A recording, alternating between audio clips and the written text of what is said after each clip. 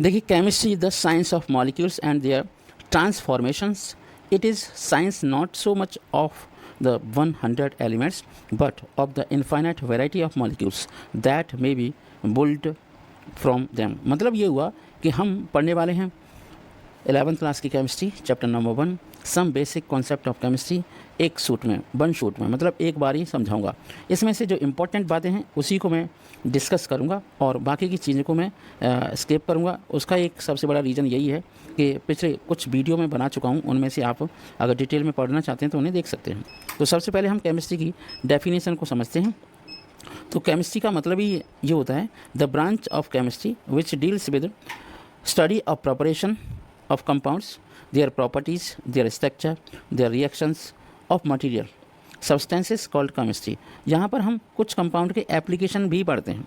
अगर हम development of chemistry की बात करें तो डेवलपमेंट ऑफ केमिस्ट्री को पढ़ने से पहले हमें कुछ ऐसी चीज़ें भी समझनी पड़ेंगी जो केमिस्ट्री के डेवलपमेंट में सबसे बड़ा मील का पत्थर साबित हुई हैं. जैसा कि फिलोसफर ने कहा कि जो आपका पारस पत्थर होता है ना, तो ये किसी ऐसे मेटल को टच करे जैसे कॉपर और आयरन है तो वो गोल्ड में कन्वर्ट हो जाते हैं. एक है एलेक्जर ऑफ लाइफ. जैसा कि हमने आपको बताया भी है कि एलेक्जर ऑफ लाइफ का मतलब है कि लाइफ तो इमॉर्टल नहीं होती, पर ऐसा केमिकल जो लाइफ को इमॉर्टल कर सकता है उसे हम अमृत या एलेक्जर ऑफ लाइफ भी कह सकते हैं. अगर हम ये देखें कि हमारे देश में कैसे केमिस्ट्री का विकास हुआ या केमिस्ट्री हमारे देश के अलावा किस और देश में सबसे ज़्यादा विकसित थी, तो इंडिया और चाइना में सबसे ज़्यादा ऑल केमिस्ट हुआ करते थे, मतलब जो केमिस्ट्री के जानकार थे. अगर हम एंशियंट इंडिया की बात करें तो एंशियंट इंडिया में रसायन विज्ञान को, केमिस्ट्री को, है ना, रसायन शास्त्र भी कहते हैं, रस तंत्र भी कहते हैं और रस क्रिया के नाम से जाना जाता था, रस विद्या. क्योंकि हमारे देश में, भारत में बहुत सारे केमिकल्स जैसे कॉस्मेटिक्स हो गए, ग्लास हो गए, डाइज हो गए, उनका काफ़ी ज़्यादा यूज देखा गया है. ये कैसे पता चला कि इनका यूज हुआ करता था? तो जब हड़प्पा सभ्यता और मोहनजोदड़ो की खुदाई हुई तो उनके जो अवशेष मिले वहाँ पर, उन अवशेषों से ये पता लगा, आर्कियोलॉजिकल सर्वे ऑफ इंडिया ने बताया कि केमिस्ट्री की जानकारी आज से नहीं है, काफ़ी एंशियंट टाइम से है. और आपको बता दें कि कैल्शियम कार्बोनेट एक इम्पॉर्टेंट पार्ट हुआ करता था जो हड़प्पा सभ्यता में बहुत सारे ऐसे पदार्थ बनाए जाते थे जिनका यूटिलाइजेशन ग्लास बनाने में या ऑर्नामेंट्स बनाने में होता था. या फिर हम ऐसे कह सकते हैं कि अगर हम एंशियंट टाइम की बात करें तो कॉपर का सबसे ज़्यादा यूज माना जाता है. कॉपर सबसे ज़्यादा यूज हुआ करता था. ग्लास के कुछ ऑब्जेक्ट्स भी यूज होते थे, जैसे ग्लास के कुछ ऑब्जेक्ट्स जैसे मस्की साउथ इंडिया में पाया जाता है, वहाँ पर पाया जाता था. हस्तिनापुर के अंदर, तक्षशिला के अंदर, नॉर्थ इंडिया के अंदर बहुत सारे ग्लास के पदार्थ. ग्लास और ग्लेज का मतलब होता है ग्लास और उससे बनी हुई चीज़ें, पिघला करके बनाई हुई चीज़ें, गर्म करके पिघला करके बनाई हुई चीज़ें वहाँ पर पाई जाती थी. अगर हम कॉपर की बात करें तो कॉपर की जो यूटेंसिल्स होते हैं, बर्तन होते हैं, आयरन के और गोल्ड के, सिल्वर के ऑर्नामेंट्स यूज़ किए जाते हैं, तो ये काफ़ी अधिक मात्रा में यूज़ किए जाते हैं. तो इस तरीके से चाहे चक्रपाणी हों, चाहे आपके नागार्जुन हों, ये बहुत सारे ऐसे फिलोसफर रहे हैं जिन्होंने भारत में केमिस्ट्री के डेवलपमेंट पे काफ़ी ज़्यादा काम किया है. बहुत सारी टेक्स्ट्स मिलती हैं. टेक्स्ट का मतलब होता है लिखा पढ़ी, है ना, जिनमें ये बताया गया है कि किस तरीके से कम केमिकल कंपाउंड्स का यूज किया जाता था. अगर हम आगे की बात करें तो यहाँ से अब स्टार्ट होता है कि जैसे भारत में कुछ फिलोसफर हुआ करते थे, महर्षि करांत थे, तो उन्होंने पदार्थों को तोड़ा और तोड़ करके ये पता किया कि जो हमारे आसपास सब्सटेंसेस होते हैं, कोई भी पदार्थ हो, चाहे मिट्टी हो, कोई जीव जंतु हो, सबके अंदर जो सबसे स्मॉलेस्ट पार्टिकल है उसे हम एटम्स और मॉलिक्यूल के नाम से जानते हैं. फिलोसफर ने परमाणु वर्ड यूज़ किया था इसके लिए. तो अब हम बात करते हैं कि अब जो हम केमिस्ट्री पढ़ने जा रहे हैं उसका हमारे लिए, हमारे जीवन में, सोसाइटी में और जगह पर इसका यूटिलाइजेशन क्या है, इंपॉर्टेंस क्या है, इसी को हम इंपॉर्टेंस ऑफ केमिस्ट्री के नाम से जानते हैं. तो ये बात हो गई आपकी, इंपॉर्टेंस बताते हैं. तो हम देखते हैं कि जो प्रिंसिपल्स ऑफ केमिस्ट्री हैं ऐसे होने चाहिए जो एप्लीकेबल हों कुछ इंपॉर्टेंट पदार्थों को बनाने के लिए. जैसे कुछ फर्टिलाइज़र को बनाने में मदद करते हैं, एल्कलाई बनाने में मदद करते हैं, एसिड्स, सॉल्ट, है ना, कुछ डाई केमिकल्स आप देखते हैं, कुछ पॉलीमर्स बनाए जाते हैं, ड्रग्स, बीमारी को दूर करने वाली ड्रग्स बनाए जाते हैं, सोप बनाए जाते हैं कपड़ों को, गंदगी को साफ़ करने के लिए, डिटर्जेंट पाउडर, कहीं कहीं खारा पानी होता है तो सोप यूज़ हो नहीं पाता ढंग से, तो वहाँ पर ये यूज़ होते हैं. इसके अलावा जैसे मेटल्स हो गए, अलॉय हो गए, ये सब यूज़ होते हैं. ठीक है, तो chemistry contributes in a big way. अगर हम केमिस्ट्री की बात करें तो पूरी नेशनल इकोनॉमी केमिस्ट्री की नॉलेज के ऊपर, उसकी एप्लीकेशन के ऊपर ही तो डिपेंडेबल है. तो अगर हम ऐसे बात करें कि कैंसर को ख़त्म करने वाली दवाई का नाम बताओ तो ये होगी आपकी सिस्प्लैटिन, और एक और है टेक्सोल। इसके अलावा जो आपका एड्स होता है, एड्स को ख़त्म करने वाली बीमारी को ख़त्म करने वाली होती है एजिडोथाइमाइडिन। क्या है? एजिडोथाइमाइडिन। तो एजिडोथाइमाइडिन भी एड्स को ख़त्म करने वाली एक दवाई है। ठीक है, तो इस तरीके से हम देखते हैं कि केमिस्ट्री की हेल्प से बहुत सारी एसिड्स, डाइज, पॉलीमर्स बनाए जा रहे हैं। उनका इंडस्ट्री में काफ़ी ज़्यादा यूज होता है, और कुछ ऐसे भी पदार्थ बना दिए जाते हैं जो हमारे एटमॉस्फेयर को बर्बाद करते हैं, जैसे हजार्डस रेफ्रिजरेंट हो गए, CFCs, क्लोरोफ्लोरोकार्बन्स हो गए। ठीक है, ये ओजोन डिप्लेटेशन के लिए रेस्पॉन्सिबल है। O2 होता है ऑक्सीजन, और अगर हमें एक और एटम लगा दिया जाए तो उसी को कहते हैं ओजोन। अब इसी के साथ साथ जैसे हमारी अर्थ की लेयर्स होती हैं, जैसे आपका ट्रोपोस्फियर हो गया, स्ट्रेटोस्फियर। तो स्ट्रेटोस्फियर के अंदर ओजोन लेयर होती है। उसके बाद आपका मेसोस्फीयर होता है, इसके बाद थर्मोस्फीयर होता है, इसके बाद आपका आयनोस्फीयर होता है। तो इन आयनोस्फीयर, थर्मोस्फीयर को बर्बाद करने वाली जो कुछ केमिकल्स भी हैं जो बनाए जा रहे हैं, उन पर धीरे धीरे बैन लग रहा है, और सरकार ये चाहती है कि इस तरीके से एटमॉस्फेयर को ध्यान में रखते हुए ही कोई पदार्थ बनाए जाए। अब हम बात करते हैं नेचर ऑफ मैटर की। तो देखो, हमारे आसपास बहुत सारे पदार्थ हैं, उन्हें हम मैटर कह सकते हैं, और मैटर ऐसा पदार्थ है जिसे हम आसानी से ऑब्जर्व कर सकते हैं, जिसका मास हम कर सकते हैं, जैसे बुक हो गया, पेन हो गया, और जो हमारी आँखों से इन आपकी सेंस ऑर्गन से पहचाना जा सकता है, वो सारा पदार्थ क्या है? मैटर। ठीक है, तो अगर हम स्टेट ऑफ मैटर की बात करें तो मैटर 3 टाइप के दिखाई देते हैं। जैसे जो हम खाना खाते हैं, चपाती खाते हैं, वो सॉलिड होती है, जो पानी पीते हैं वो लिक्विड होता है, सांस लेते हैं वो गैस होता है। तो सिंपली ऐसे कह सकते हैं कि ऐसे पदार्थ जिनमें पार्टिकल्स काफ़ी क्लोज होते हैं और उनके अंदर एक स्ट्रॉन्ग फोर्स होता है, उसी को हम सॉलिड्स कहते हैं, तो वो सॉलिड होते हैं। जैसे आपका चौक हो गया, ईंट हो गई, है ना, कंक्रीट की चीज़ें हो गई, किताबें हो गई, बॉक्स हो गया। अगर हम दूसरे शब्दों में ऐसे कहें कि ऐसे पदार्थ जिनमें पार्टिकल्स दूर दूर होते हैं, उनके बीच में थोड़ा सा ही अट्रैक्शन फोर्स होता है, जैसे पानी हो गया, दूध हो गया, आपका कोई ऑयल हो गया, जितने भी लिक्विड्स होते हैं उनकी ऐसी कंडीशन होती है। अगर हम गैसेस की बात करें तो गैसेस भी ऐसे ही पदार्थ होते हैं जिनमें पार्टिकल्स काफ़ी दूर दूर होते हैं। Because of the arrangement of particles उन्हें हम गैसेस की श्रेणी में रख सकते हैं। तो सिंपली भाषा में हम ऐसे कह सकते हैं, solids have definite volume and definite shape. Solid की वॉल्यूम और शेप दोनों ही डेफिनेट होती हैं। लिक्विड्स की जो शेप होती है वो आपकी डेफिनेट नहीं होती, वॉल्यूम डेफिनेट होता है। और हम अगर इस डायग्राम को देखें तो आप अच्छे से समझ सकते हो कि सॉलिड के अंदर पार्टिकल्स या तो क्लोजली अरेंज होते हैं या फिर सिस्टमेटिकली अरेंज होते हैं, जिन्हें हम क्रिस्टलाइन सॉलिड कहते हैं। लिक्विड में पार्टिकल्स दूर दूर होते हैं, गैस के अंदर पार्टिकल्स काफ़ी दूर होते हैं। और अगर हम मैटर का क्लासिफिकेशन करें तो आप मैटर के क्लासिफिकेशन से बहुत अच्छे से वाकिफ़ हैं, क्योंकि ये 9th क्लास में भी समझाया गया है। तो मैटर 2 टाइप के पदार्थ होते हैं, जैसे मिक्सचर्स हो गए और प्योर सब्सटेंसेस हो गए। प्योर सब्सटेंस में आपका एलिमेंट जैसे हाइड्रोजन है, नाइट्रोजन है, ऑक्सीजन है, मेटल, नॉन मेटल, मेटलॉइड्स होते हैं। उसी तरीके से मिक्सचर 2 टाइप के होते हैं, होमोजीनियस मिक्सचर होते हैं और हेटेरोजीनियस मिक्सचर हुआ करते हैं। अगर हम गैसेस की बात करें तो गैसेस के अंदर न तो वॉल्यूम फिक्स होता है, न उसकी शेप फिक्स होती है। तो गैसेस और वाटर ऐसे मैटर्स होते हैं जिस आकृति में उन्हें रखा जाए वो वैसी ही आकृति को होल्ड कर लेते हैं। अगर हम सॉलिड की बात करें तो सॉलिड को अगर हम हीट करें तो हीट करने पर सॉलिड लिक्विड में कन्वर्ट हो जाता है, और लिक्विड को हीट करें तो वो गैस में कन्वर्ट हो जाता है। अगर हम गैस को कंप्रेस कर दें या कूल कर दें तो लिक्विड में कन्वर्ट हो जाती है, और लिक्विड को कूल करें या कंप्रेस करें तो वो किस में कन्वर्ट हो जाती है? सॉलिड में। ठीक है, तो ये हमारी कंडीशन रही है। अगर हम क्लासिफिकेशन मैटर की बात करें, जैसे कि हमने चार्ट बता दिया जिसे हम फ्लो चार्ट के नाम से जानते हैं, तो मिक्सचर को प्योर सब्सटेंस, मैटर को मिक्सर या प्योर सब्सटेंस के फॉर्म में क्लासीफाई किया गया है। मिक्सर में होता क्या है कि एक से ज़्यादा पार्टिकल्स होते हैं जो प्योर सब्सटेंस या इम्प्योर सब्सटेंस से बने होते हैं।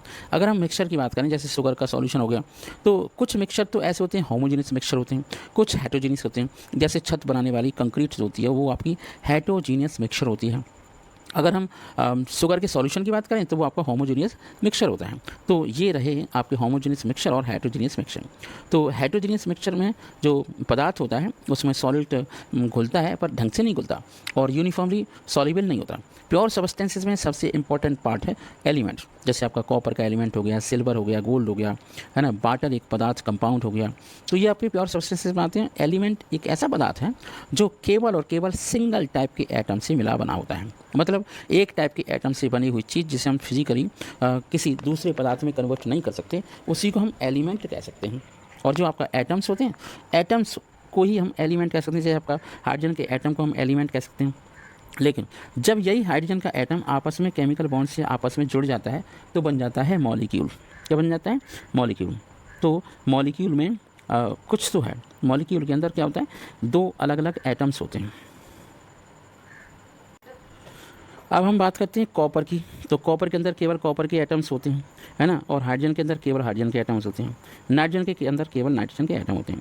जब एटम ये आपस में जुड़ जाते हैं किसी बॉन्ड से तो बन जाता है मॉलिक्यूल। क्या बन जाता है? मॉलिक्यूल। और ऑक्सीजन आपस में जुड़ते हैं तो बन जाता है ऑक्सीजन का मॉलिक्यूल। तो ये प्रोसेस हमेशा निरंतर चलती रहती है, जिसकी वजह से हमारे आसपास बहुत सारे पदार्थ पाए जाते हैं। व्हेन टू और मोर atoms of different elements combine together in a different ratio, तो अगर ये रेशियो फिक्स रहे तब बनता है कंपाउंड। ठीक है, तो जैसे H2O है, H2O वाटर है, वाटर में दो हाइड्रोजन के एटम और एक ऑक्सीजन का एटम पाया जाता है। बात समझ में आई? एक हाइड्रोजन ऑक्सीजन का एटम, दो हाइड्रोजन के एटम पाए जाते हैं वाटर के अंदर। और वाटर के अलावा अगर हम अमोनिया की बात करें तो अमोनिया में एक एटम और तीन हाइड्रोजन होते हैं। कार्बन डाइऑक्साइड की बात करें तो एक कार्बन दो ऑक्सीजन होते हैं। शुगर की बात करें तो C12H22O11 आप समझ सकते हैं।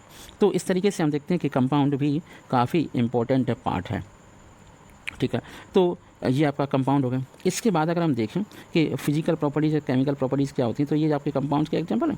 हम बात करते हैं फिजिकल प्रॉपर्टीज़ और chemical properties of chemical compound. तो physical properties can be measured और observed without changing the identity और कंपोजिशन। मतलब किसी पदार्थ को गर्म कर दो, पता लगाओ कि उसके अंदर स्मेल तो नहीं आ रही, उसके अंदर उसका स्टेट क्या है, सॉलिड है, लिक्विड है, गैस क्या है। कुछ मेजरेबल प्रॉपर्टीज़ ही फिजिकल प्रॉपर्टीज़ होती हैं। फिजिकल प्रॉपर्टीज़ को हम मेज़र कर सकते हैं। और अगर हम चीज़ को जला सकते हैं, जला के देखते हैं तो देखते हैं कि वो कम्बस्टिबल है या नहीं। तो मेजरेबल फिजिकल प्रॉपर्टीज़ में पढ़ने से पहले हम कुछ सिस्टम पढ़ेंगे। जैसे अर्लियर अगर हम देखें तो इंग्लिश सिस्टम सबसे ज़्यादा इंपॉर्टेंट रहा है। और एक और सिस्टम जिसे हम मीट्रिक सिस्टम के नाम से जानते हैं, तो metric system were also being used in different parts of the world. The metric system which originated in France in late 18th century was more convenient as it was based on the decimal system। तो ये metre system रहा है। इसी के साथ साथ हम देखें कि इंटरनेशनल सिस्टम क्या है एक्चुअली मेजरमेंट का। तो इंटरनेशनल सिस्टम को हम SI यूनिट के नाम से जानते हैं, the international system of units in French. ठीक है, international system it was established that 11th general conference of weight and measures CGPM, जिसे हम कॉन्फ्रेंस जनरेट डी पॉइंट्स एट मेजर्स के नाम से जानते हैं। द CGPM इज एन क्या होता है, इंटर गवर्नमेंटल ट्रीटी ऑर्गेनाइजेशन होता है। ऐसा ही सिस्टम में 7 बेसिक यूनिट होती हैं जिन्हें आप ऐसे लर्न कर सकते हैं। जैसे number 1 length, mass, time, electric current, thermodynamic temperature, amount of substance, luminous intensity etcetera. तो इस तरीके से हम उनकी यूनिट भी याद कर सकते हैं। जैसे लेंथ है तो उसकी यूनिट होगी मीटर, और मास है तो उसकी यूनिट होगी किलोग्राम, टाइम है उसकी यूनिट होगी सेकंड, इलेक्ट्रिक मीटर है तो उसकी यूनिट होगी एम्पियर, थर्मोडायनेमिक टेम्परेचर है तो उसकी केल्विन हो गई, अमाउंट ऑफ सब्सटेंस है तो मोल, और कैंडला हो गई ल्यूमिनस। ठीक है, कैंडला। ठीक है, अब हम बात करते हैं इनकी डेफिनेशन की। तो आपको 11th क्लास में डेफिनेशन ज़्यादा ज़रूरी नहीं है, समझ लो केवल बस डेफिनेशन में। बस ये है कि मल्टीपल्स थोड़ी सी याद कर लो। ये केमिकल बैलेंस का डायग्राम है, इसे बना लो और एक दिन केमिस्ट्री लैब चलेंगे तो समझा देंगे। मास और वेट को समझते हैं। किसी भी पदार्थ के अंदर कोई भी सब्सटेंस है, उसके अंदर जितना अमाउंट किसी एटम का, मॉलिक्यूल का होता है वो उसका मास होता है। ठीक है, और उस मास में अगर ग्रेविटी जुड़ जाए तो वो होता है वेट, WEIGHT। ठीक है, तो ये एक वेट होता है। वेट पर मास, वेट को हम मास इंटू ग्रेविटी भी कहते हैं। क्या कहते हैं? Mass into gravity. The mass of substance is constant. Mass of substance हमेशा कांस्टेंट होता है। Whereas its weight may vary from one place to another due to change in gravity. You should be careful in using these terms. ठीक है, तो ऐसा unit of mass को हम यहाँ देखते हैं किलोग्राम होता है। जैसे ऐसा यूनिट ऑफ वॉल्यूम, लेंथ का क्यूबिक लेंथ है, तो ये आपकी वॉल्यूम का, और ये केमिकल बैलेंस है उसकी यूनिट होगी। आपको ज़्यादा से ज़्यादा यूनिट इसलिए याद करनी भाई कि जब आप पिपेट की बात करें, PIPETTE पिपेट।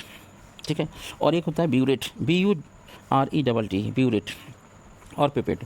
ये आपका पिपेट है 25 ml जिस पर लिखा हुआ है, ये आपकी पिपेट है। ये आपका ब्यूरेट है, ये 50 ml की होती है। ये सिलेंडर ग्रेजुएटेड सिलेंडर को हम मेजरिंग फ्लास्क के नाम से भी जानते हैं। ये वॉल्यूमेट्रिक फ्लास्क होता है, इसमें केमिकल रखा जाता है, ठीक है। फिर हम बात करते हैं टेम्परेचर की, कि डेंसिटी की बात करते हैं सबसे पहले। तो डेंसिटी का मतलब होता है किसी पदार्थ का मास और उसका वॉल्यूम। मास को अगर वॉल्यूम से डिवाइड कर दें तो वो हो जाएगी क्या, डेंसिटी, ठीक है। डेंसिटी के अलावा आपका टेम्परेचर, किसी भी पदार्थ की हॉटनेस और कोल्डनेस की डिग्री ही उसका टेम्परेचर होती है। डिग्री टेम्परेचर को पता करने के लिए डिग्री सेल्सियस या फ़ारेनहाइट की डिग्री को यूज किया जाता है, ठीक है। तो ये आपके केल्विन और आपके फ़ारेनहाइट और इसका डायग्राम है। सबसे इंपॉर्टेंट बात क्या है, केल्विन इक्वल होता है डिग्री सेल्सियस प्लस 273.15 और फ़ारेनहाइट होता है 9/5 डिग्री सेल्सियस प्लस 32, ठीक है। तो अनसर्टेनिटी इन मेजरमेंट में भी कुछ अनसर्टेनिटी होती है, ठीक है। उन अनसर्टेनिटी को हम थोड़ा सा देखने की कोशिश करेंगे, ठीक है। तो आराम से देखते हैं। जैसे अब हम देखते हैं कि जैसे आपने कुछ लिखा तो उसे हम नोट कैसे करें, उसी को साइंटिफिक नोटेशन कह सकते हैं। ऐसे कहो कि कोई संख्या है 6.00 समथिंग और उसमें पावर में लगा करके एक संख्या के बाद पॉइंट लगा, जैसे आपका 2.3 है ना, 2.3250 इंटू 10⁻², इसे हम लिख सकते हैं ऐसे। अब बात करते हैं मल्टीप्लिकेशन एंड डिवीजन्स, ठीक है। मल्टीप्लिकेशन और डिवीजन में हम देखते हैं कि मल्टीप्लिकेशन और डिवीजन कैसे किया जाए।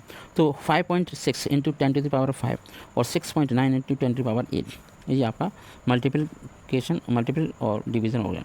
तो 10⁻ हो गया 5 + 8, आपस में मल्टीप्लिकेशन कर लेंगे। और अगर हमें जोड़ना हो तो एक जैसी पावर में ही हम जोड़ सकते हैं। ये सारे के सारे कैलकुलेशंस बेटा आपको करने वाले हैं हर एक केमिकल रिएक्शन में। तो एडिशन सब्सट्रैक्शन भी करना सीख लो। सिग्निफिकेंट फिगर की अगर हम बात करें तो सिग्निफिकेंट फिगर में हम देख सकते हैं, यहाँ पर सिग्निफिकेंट फिगर के लिए कुछ पॉइंट्स देख लो कि जितने भी नॉन जीरो डिजिट होते हैं वो सिग्निफिकेंट होते हैं। जैसे 285 में 3 सिग्निफिकेंट फिगर हैं। इसी तरीके से बाकी के पोस्टलेट आप पढ़ के समझ के याद कर सकते हैं, ठीक है। तो ये थे मल्टीप्लिकेशन और सिग्निफिकेंट फिगर को हम एडिशन भी कर सकते हैं, ठीक है। तो ये आपकी डायमेंशनल एनालिसिस होगी। डायमेंशन एनालिसिस में सिंपल सी बातें हैं, ये कैलकुलेशन में काम में आने वाला डेटा है, ठीक है। तो अब हम नेक्स्ट वीडियो में पढ़ने वाले हैं लॉ ऑफ केमिकल कॉम्बिनेशन। क्या पढ़ेंगे, लॉ ऑफ केमिकल कॉम्बिनेशन को, ठीक है। जिसका सबसे पहला रहेगा law of conservation of mass. क्या रहेगा, law of conservation of mass. तो मिलते हैं नेक्स्ट वीडियो में इन्हीं लॉ के साथ। बात करते हैं some basic concepts of chemistry की। इसका एक वीडियो आपको पहले बताया जा चुका है, लेकिन अब हम इस वीडियो के अंदर हम ये डिस्कस करने वाले हैं कि केमिकल रिएक्शंस होती हैं तो होता क्या है, एक्चुअली होता क्या है। तो मतलब कैसे ये केमिकल रिएक्शन होती हैं, कौन कौन से लॉ इसमें पार्टिसिपेट करते हैं। तो law of chemical combination, the combinations of elements to form compounds is govern by some important law. और उन्हीं केमिकल लॉ को हम कहेंगे लॉ ऑफ केमिकल कॉम्बिनेशन। उनमें से सबसे इम्पॉर्टेंट लॉ है वो है आपका law of conservation of mass. तो मोटी मोटी बात समझिए कि जो law of conservation of mass है वो लेबोसियर ने दिया था, और इसका सीधा सीधा संबंध ये है, जब कोई केमिकल रिएक्शन होती है तो उसमें रिएक्टेंट के अंदर जितने भी कंपाउंड्स या मॉलिक्यूल्स या एटम्स पार्टिसिपेट करते हैं उनका जो मास होता है, प्रोडक्ट बनने के बाद नंबर ऑफ एटम्स मॉलिक्यूल्स और उनके मास के इक्वली होता है। ऐसे सिंपल शब्दों में ऐसे कह सकते हैं कि mass neither be created not destroyed. मतलब जब कोई केमिकल रिएक्शन होगी तो मान लीजिए कैल्शियम कार्बोनेट है, उसे आप हीट करते हो, हीट करने के बाद कैल्शियम ऑक्साइड बनता है, कार्बन डाइऑक्साइड बनती है। तो कैल्शियम कार्बोनेट का मास और कैल्शियम ऑक्साइड और कैल्शियम है ना कार्बन डाइऑक्साइड का मास हमेशा बराबर होगा। जैसे कैल्शियम कार्बोनेट का मास होता है आपका 100, उसी AMU या फिर U, उसी तरीके से कैल्शियम ऑक्साइड और कार्बन डाइऑक्साइड का मास होगा। दूसरा वाला डेफिनेशन है, दूसरा लॉ है लॉ ऑफ डेफिनेट प्रोपोर्शंस। इस लॉ ऑफ डेफिनेट प्रोपोर्शन को जोसेफ प्राउस ने दिया था। उन्होंने ये बोला था कि जितने भी पदार्थ होते हैं, जैसे वाटर है, तो वाटर के अंदर नंबर ऑफ एटम की जो संख्या होती है हमेशा फिक्स होती है एक बात, और उनमें मास एटम का जो होता है एक फिक्स रेशियो में होता है। मतलब a given compound always contain exactly the same proportion of the elements by weight। Weight के अकॉर्डिंग उसका परसेंटेज होता है। कोई भी पदार्थ ले लो, कार्बन डाइऑक्साइड का फॉर्मूला कार्बन डाइऑक्साइड ही रहेगा, उसमें एक कार्बन 2 ऑक्सीजन की एटम पार्टिसिपेट कर रहे हैं और बना रहे हैं कार्बन डाइऑक्साइड। तो इसे हम ऐसे भी कह सकते हैं कि law of definite proportion. Third one law है law of multiple proportion. Law of multiple proportion काफ़ी इम्पॉर्टेंट लॉ है, जिसे 1803 में डाल्टन ने दिया था। जिस तरीके से डाल्टन ने अपनी थ्योरी, डाल्टन एटॉमिक थ्योरी दी थी, उसी तरीके से डाल्टन ने इस लॉ को दिया था। उन्होंने ये कहा था कि अगर 2 एलिमेंट्स आपस में रिएक्ट करते हैं और उससे 2 या 2 से अधिक कंपाउंड बनाते हैं, तो जो आपका एलिमेंट है, the masses of one element, वो हमेशा दूसरे एलिमेंट के साथ एक फिक्स रेशियो में रहता है। मतलब according to this law, if 2 elements can combine to form more than one compound, the mass of one element that combined with a fixed mass of other element are in a ratio of small whole numbers. For example, hydrogen combine to form a water with oxygen, और hydrogen oxygen के साथ अगर 32 ग्राम के साथ reaction करे तो hydrogen peroxide. मतलब एक केस में तो आप देख रहे हैं कि H2O फार्मूला है और एक केस में आपका H2O2 फार्मूला होता है। तो दोनों में आपका देख रहे हैं कि हाइड्रोजन ऑक्सीजन के अलग अलग परसेंटेज के साथ, मतलब अलग अलग रेशियो के साथ, पर वो जो रेशियो होता है वो हमेशा फिक्स रेशियो होता है, ज़्यादा अंतर नहीं होता। जैसे आपका पहले हाइड्रोजन के साथ 16 मास यूज़ हो रहा है, तो दूसरे H2O2 में 32 मास यूज हो रहा है। रेशियो हमेशा 1:2 रहने वाला है। ये खासियत है इस लॉ की। आपको बताएं कि जो नेक्स्ट लॉ है उसे हम बोलते हैं Gay Lussac law of gases volume.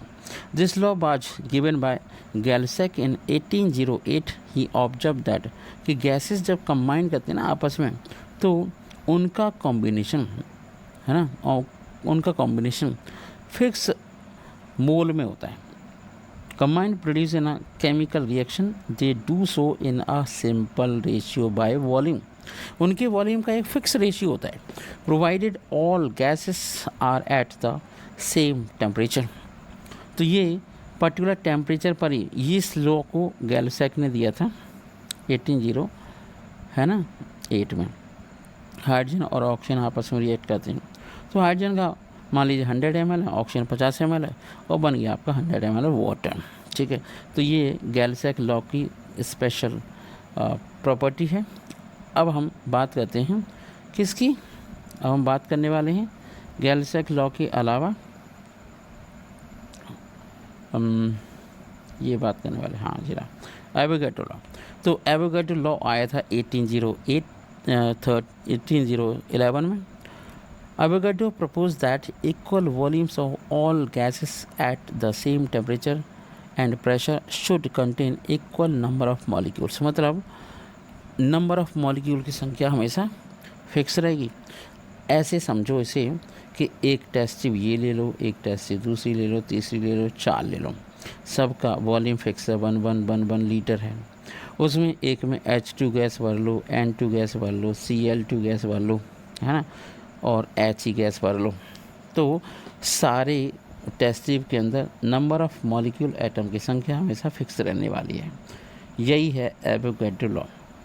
Avogadro law से हमें पता लगता है कि कुछ एटम्स आपस में कंबाइन होकर के पॉलीएटॉमिक मॉलिक्यूल बनाते हैं, कुछ डाईएटॉमिक, कुछ ट्राईएटॉमिक, कुछ टेट्राएटॉमिक, कुछ ऑक्टाएटॉमिक मॉलिक्यूल बनाते हैं।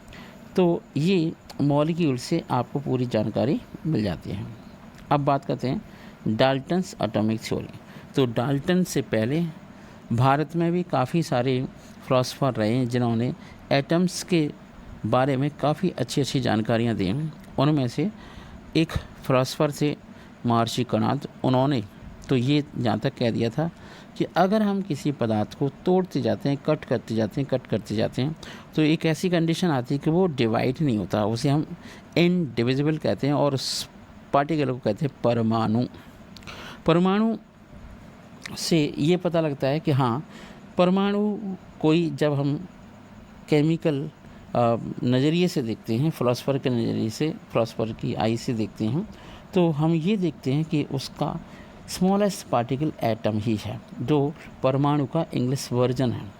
इसलिए डाल्टन ने 1808 में एक थ्योरी दी जिसे हम डाल्टन की एटॉमिक थ्योरी के नाम से जानते हैं। उन्होंने एक इम्पॉर्टेंट बात बताई। उन्होंने कहा कि matter consist of individual atom, एक बात। दूसरी बात, all atoms of given element have identical properties including identical mass. ये उन्होंने बताया। उन्होंने ये बताया कि compounds are formed when atoms of different element combine in a fixed ratio. Chemical reactions आपस में रिएक्ट करते होती हैं तो एटम्स ही हमेशा पार्टिसिपेट करते हैं केमिकल रिएक्शन में। ये इंपॉर्टेंट बात रही डाल्टन की एटॉमिक थ्योरी से। अब डाल्टन की एटॉमिक थ्योरी कुछ चीज़ों को नहीं समझा पाई, ठीक है, कुछ लॉ को उन्होंने नहीं समझा पाया। अब हम बात करते हैं एटम्स क्या हैं और मॉलिक्यूल्स क्या हैं और उनके एटॉमिक मास और एटॉमिक molecules क्या है। So the atomic mass of an atom is actually very very small because atoms are extremely small. Today we have sophisticated techniques. अगर हम ये कहें कि इस टेक्निक से हम मास को पता लगा सकते हैं तो उसके लिए एक स्टैंडर्ड मानना पड़ेगा। स्टैंडर्ड होता है कार्बन का, तो इसलिए हम रिलेटिव एटॉमिक मास निकालते हैं। AMU की फुल फॉर्म होती है एटॉमिक मास यूनिट, जिसे हम U भी कह सकते हैं। आइसोटोप में हमेशा जो एटम्स होते हैं हमेशा कैसे होते हैं, एक ही एलिमेंट के एटम होते हैं, एटॉमिक नंबर सेम होता है, मास नंबर डिफरेंट होता है। तो ये आपकी एटॉमिक मास की बात हो गई, यूनिफाइड मास के नाम से भी जानते हैं। हम बात करते हैं एवरेज एटॉमिक मास की। मैनी नेचुरली अकरिंग सब्सटेंसेस के अंदर अलग अलग मास वाले एटम्स होते हैं, तो उनके मास को अगर हम मास का एवरेज निकाल लें, जैसे क्लोरीन का केस हो गया, कार्बन का हो गया, किसी और का हो गया, तो उसी को हम एवरेज एटॉमिक मास कहते हैं। अब बात करते हैं मॉलिक्यूलर मास की। मान लीजिए आपके पास CH4 है, तो कार्बन का मास तो आप जानते हैं, ठीक है, और कार्बन के मास को, है ना, हाइड्रोजन के मास को जोड़ दो तो वो हो गया मॉलिक्यूलर मास, ठीक है। मॉलिक्यूलर मास यूनिफाइड उससे करते हैं रिप्रेजेंट। फिर बात करते हैं फार्मूला मास की। तो किसी भी कंपाउंड का, है ना, एटॉमिक नंबर, एटॉमिक मास ले लो, उसे ऐड कर दो और फार्मूला मास आ जाएगा। जैसे आपका कोई पदार्थ है, जैसे क्लोरीन हो गया, सोडियम हो गया, आपका जिंक हो गया, कोई पदार्थ ले लिया। अब इसका बेनिफिट क्या है, इससे हम मास परसेंटेज हम निकाल सकते हैं। तो मान लीजिए ग्लूकोज है, उसका आपको मॉलिक्यूलर मास निकालना है, तो कार्बन का मास आप जानते हैं 12 होता है, 6 कार्बन के एटम हैं, तो 6 कार्बन के एटम और 12 उसका एटॉमिक नंबर, ऐसे करके हाइड्रोजन का एटॉमिक नंबर 1, 12 एटम, कार्बन के अलावा ऑक्सीजन का एटॉमिक नंबर कितना होता है, 16 होता है, और 6 एटम है, तो हो जाएगा 180.162 यूनिफाइड मास। इसी से रिलेटिव है मोलर मास और मोल कॉन्सेप्ट। तो मोल कॉन्सेप्ट काफ़ी इम्पोर्टेंट टेक्निकल टर्म है। इस मोल कॉन्सेप्ट से हमें नंबर ऑफ़ मोल पता लग जाते हैं। तो नंबर ऑफ़ मोल से काफ़ी बेनिफिट है, हमें पता लग जाता है कि किसी भी गिवन अमाउंट में किसी पदार्थ के कितने नंबर ऑफ़ मोल हैं। इसी से निकलती है एक नई टेक्निकल वर्ड की कहानी, जिसे बोलते हैं मोल कॉन्सेप्ट। और यहाँ पर एवोगाड्रो कॉन्सेप्ट भी लिया जाता है, जिसे हम 6.022 × 10⁻23 एटम्स मान सकते हैं किसी पदार्थ के अंदर, मॉलिक्यूल हो सकते हैं। और the mass of 1 mole of a substance is gram is called the molar mass. उसी को हम मोलर मास के नाम से जानते हैं। इसी केस में परसेंटेज कंपोजिशन भी होती है। परसेंटेज कंपोजिशन को निकालने से पहले किसी भी कंपाउंड का फार्मूला मास या मॉलिक्यूलर मास निकाला जाता है। मान लीजिए आपका ग्लूकोज है, तो उसका मॉलिक्यूलर मास आपका 180 हो गया। मान लीजिए आपका कोई और, जैसे कैल्शियम कार्बोनेट है, उसका मॉलिक्यूलर मास 100 हो गया। तो कैल्शियम का, है ना, कार्बन का, ऑक्सीजन का एटॉमिक नंबर के आधार पर हम उनका मास परसेंटेज निकालते हैं। अब मास परसेंटेज जब हम निकालते हैं तो यहाँ पर देख लेते हैं कि वाटर का मास क्या है, मॉलिक्यूलर मास 18 है और हाइड्रोजन का मॉलिक्यूलर मास परसेंटेज निकालना चाहते हैं तो हाइड्रोजन 2 हैं तो 2 × 100/18 से डिवाइड कर दो। ऑक्सीजन की बात करते हैं तो 16 × 100/18 से डिवाइड कर दो। इस तरीके से मॉलिक्यूलर फार्मूला मास या परसेंटेज मास निकल आएगा। तो ये परसेंटेज मास को निकालने का एक तरीका हो गया। एक और इम्पोर्टेंट टेक्निकल वर्ड है जिसे हम कहते हैं empirical formula mass. Empirical formula mass को निकालने से किसी भी कंपाउंड का मॉलिक्यूलर फार्मूला निकल आता है। तो उसकी टेबल तो एनसीईआरटी की बुक में है नहीं है, मैं अलग से जब न्यूमेरिकल्स की अभी वीडियो बनाने वाला हूँ तब मैं उसमें बता दूँगा, यहाँ नहीं है, स्टॉकियोमेट्री है बस। अब लिमिटिंग रीजन मानते हैं कि जब कोई केमिकल रिएक्शन होती है तो उसके अंदर अमाउंट ऑफ सब्सटेंसेस पार्टिसिपेट करते हैं, उन्हीं को हम लिमिटिंग रीजेंट के नाम से जानते हैं। लिमिटिंग रीजेंट बहुत ज़रूरी होते हैं समझना, उससे मालूम पड़ जाता है कि किसी पदार्थ की कितनी अमाउंट है ना प्रोडक्ट में जा रही है और उसी से निकलती हैं है ना कि लिमिटिंग रीजेंट क्या है। इसी के साथ साथ जिस तरीके से आपने आपका बैलेंसिंग केमिकल रिएक्शन करी थी तो उस तरीके से 11th क्लास में बैलेंसिंग केमिकल रिएक्शन आपको करना है। और मास, परसेंटेज, मोलरिटी है ना और मोल फ्रैक्शन, ये टेक्निकल वर्ड आपको नेक्स्ट चैप्टर में समझाए जाने हैं। तो ये थी चैप्टर की समरी, चैप्टर का एक्सप्लेनेशन, और मिलते हैं नेक्स्ट वीडियो में जहाँ पर हम आपको बताने वाले हैं किस तरीके से आपको कैलकुलेशन करने हैं। तो कैलकुलेशन करना सीख जाइए। Have a nice day.